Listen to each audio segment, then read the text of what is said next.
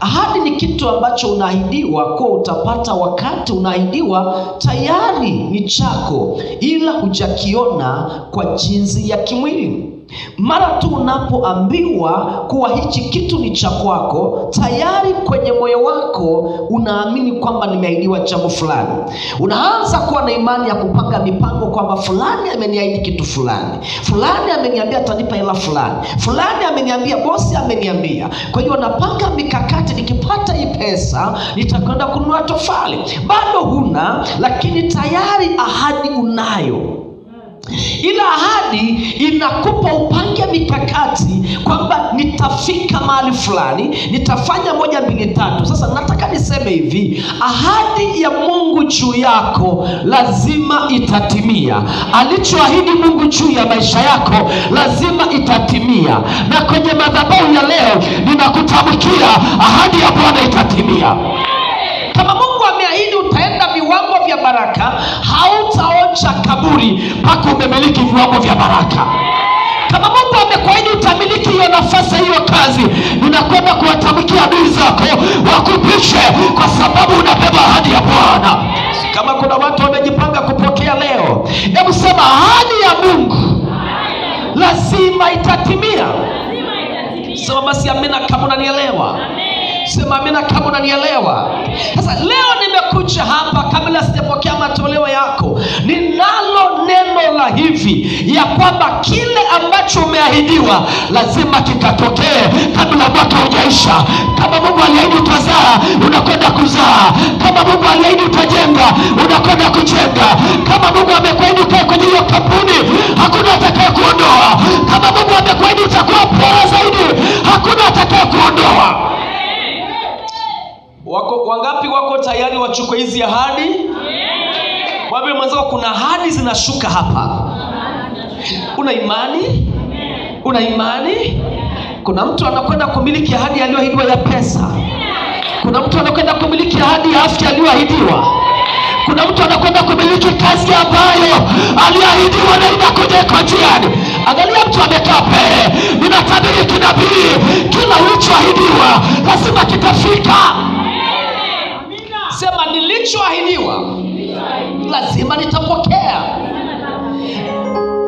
Kitabu kile cha Samuel wa kwanza 23:19-20 anasema, Mungu si mtu aseme uongo, wala si mwanadamu ajute. Iwapo amesema hata litenda, iwapo amenena hata lifikiria. Sawa 20, yeye amebariki na mimi siwezi kulitangua. Haijalishi uko kwenye kona ipi, lazima atafanya. Moja ya kitu kinachoweza kumfanya Mungu asifanye kitu au kukujibu haraka ni pale utakapojenga imani ya kuamini alichosema. Kitakachokufanya ahadi iweze kutimia ni wewe kujenga imani ya kwamba ninakwenda kumiliki nilichoahidiwa. Na ukishaamini unaanza kupanga mikakati. Moja ya mikakati, kama una nyumba, anza kuchora ramani ya nyumba. Kama una watoto, nunua nguo za watoto, tundika.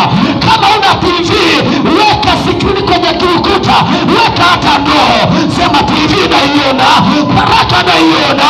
Kuna watu watatu wananielewa kwa upako na kwa imani ulionayo, na kuunganisha na watu sahihi, na kuunganisha na baraka zako, na kuunganisha na afya yako. Angalia mtu amekaa pale. Ninatabiri kinabii, moja ya kitu kitakachokufanya upokea ahadi yako ni kujiconnect na imani. Ninatabiri kinabii, pokea uwezo wa kimbingu. Moja ya kitu kitakachokufanya kuwa mshindi na kumiliki ni kudaka kwa imani. Anza kuchukua hatua. Anza kuchukua hatua. Anza kuona hiyo biashara inakwenda kupanuka. Anza kuona wateja wanatoka mashariki, magharibi. Asijui kuna watu watatu wananielewa. Na achilia nguvu ya kinabii. Kuna watu watatu biashara zenu hazitatosha siku 90. Kuna wateja watakuja, kipawa kitaachiliwa, na wateja watamiminika. Angalia mtu amekaa pale. Ninatamka watoka mashariki mpaka wanafiki walie.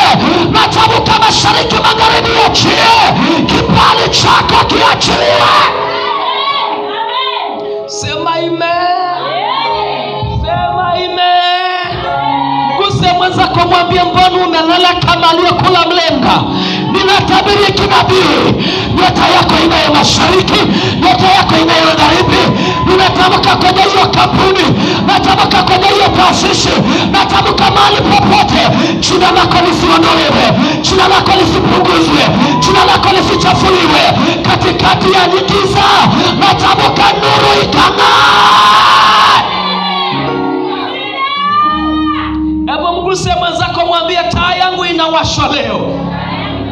Sema taa yangu inawashwa leo. Sema kwa sauti, taa yangu inawashwa leo. Kama walizima taa yangu, taa inawaka leo. Taa inawaka leo. Asiye na kazi akapate kazi, asiyependwa akapendwe, aliyezungukwa na matatizo aone mwanga wa kupita, aliyetangaziwa kifo anyanyuke kwenye kifo, aliyetangaziwa ataondoka tu waone unadumu, unashinda, unapiga mbele, unasaidia familia. Ninatabiri kinadiangalia mchomekape, kati ya mtu ambaye atakuwa baraka ni wewe. Nikiwa hapa, wanafiki wote wataondoka, waliokufitini wataondoka. Angalia mtu amekape, sijida kupoteza muda hapa. Kama Mungu amesema atakubariki, hakuna atakaye kuzuia. Hebu sema hakuna atakaye nizuia. Nyosha mikono juu, sema ya. Sema maneno haya iwe kwangu. Sema iwe kwangu, iwe kwangu, iwe kwangu, iwe kwangu, iwe kwangu. Ayayayayaya. Ninatamka kinabii, ulikotoka ngome za kuzimu zianguke, madhabahu ya kuzimu ianguke. Ninaona watu watatu wanapaizwa kwenye familia. Ninaona watu watatu wanapaa kwenye familia. Ninaona watu watatu wanapokea mitaji yao. Ninaona watu watatu wanapokea kazi zao. Nani kanaopokea? Sema mimi ndio huyo, anayefuatia ni mimi huyo. Sema basi amen. Nguse mwenzako, mwambie naenda kwa viwango vingine. Sema fire. Sema fire.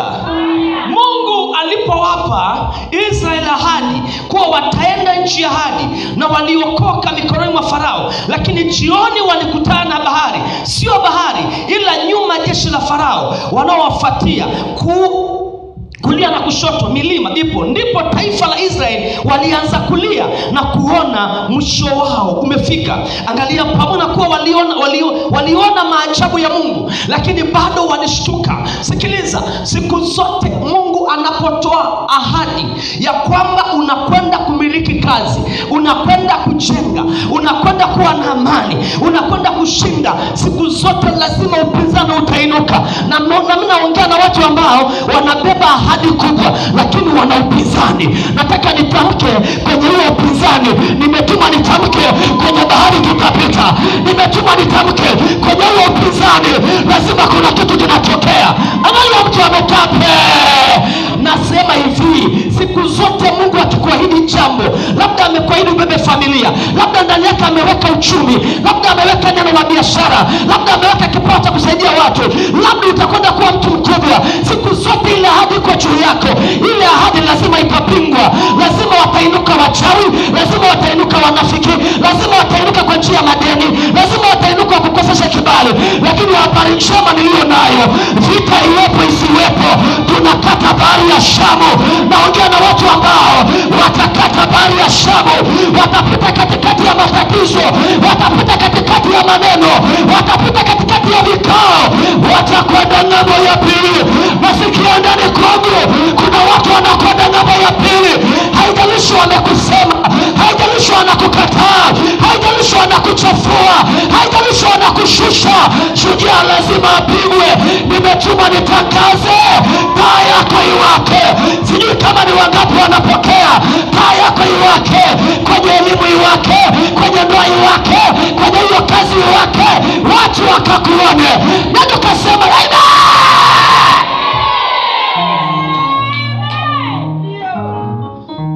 Ahadi lazima itapingwa. Ahadi lazima, huwezi kwenda ng'ambo ya pili bila kupingwa. Sema fire. Sema fire. Wakishaona ubika na kwenda kwa mtu mkubwa, wanampinga.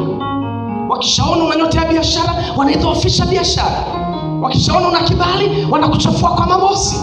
Leo natangaza nyota yako itang'aa. Natangaza kwenye ibada hii nyota yako itang'aa. Natangaza kama baba yenu wa kiroho aliyepakwa mafuta, kuanzia kesho simu za baraka ziite. Angalia mtu amekape.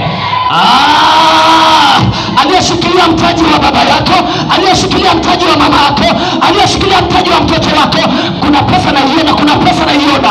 Angalia mtu amekape, kuna pesa na iona, kuna pesa na iona. Kila mtu adake, kila mtu adake, kila mtu adake. Ninatabiri kinabii iche kwenye mikono yako. Punga mkono, sema ya ya ya. Ya ya ya. Weka mkono, sema Yesu ahadi yangu ya kuwa mfanya biashara mkubwa naomba niione. Ahadi ya kuolewa naomba niione. Ahadi ya kazi naomba niione. Ahadi ya pesa zangu naomba niione. Kila mtu uliye na imani umeahidiwa mahali, au Mungu amekuahidi, nafungua mlango mmoja ambao hakuna atakayefunga. Ahadi ya wateja kumiminika mpaka washangae. Nataka wateja, unafanya biashara ya mboga, unafanya biashara ya nguo, una duka, una kibanda. Nataka wanaotumia nguvu za giza wadondoke, alafu wana wa Mungu wanyanyuke. Ninatamka kwa hilo neno, paa viwango vya baraka. Yaani nataka wanangu muuze mpaka jirani yake achanganyikiwe. Wakikuuliza unawaambia nea mganga mmoja aliyeshindikana duniani. Sema fire. Sema fire. Nataka upate kibali, kila kona unaitwa, kila kona ni simu, mpaka watu wasema anatumia nini. Nataka waitwe free maso. Kama hujaitwa free maso, bado sio mwanangu. Sema ya ya ya. Usemweza kumwambia uliwahi kuitwa free maso? Mwambie uliwahi kuitwa free maso? Uliwahi kuitwa mchawi? Usemweza kumwambia bado. Sasa unatakiwa nenda level. Alafu akikuita free maso unamwambia, yani ukicheza nitakukausha kama kuku. Kwa hiyo kaeni pale na mimi. Natamka anayefanya kazi kwenye taasisi fulani, anaendesha gari, anafanya kazi yote, ameajiriwa. Nataka wanaotumia nguvu za giza wakikuona waseme Bwana amekuja, watumie mbio. Wakikuona wakimbie, alafu Bwana wa Mungu atawala.